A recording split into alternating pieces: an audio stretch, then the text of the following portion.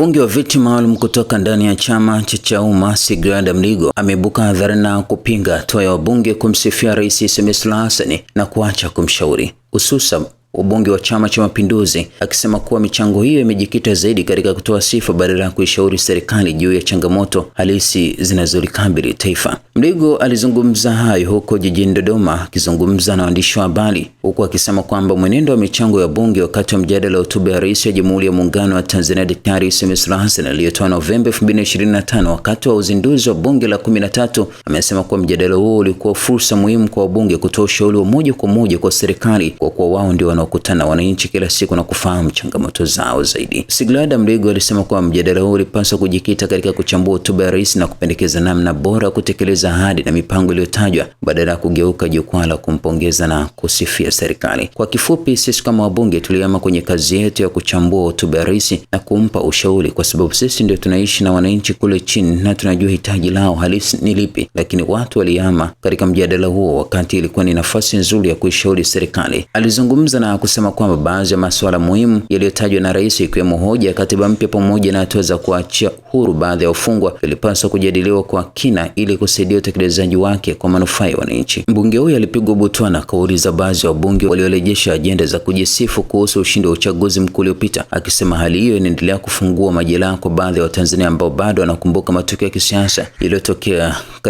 katika kipindi cha uchaguzi.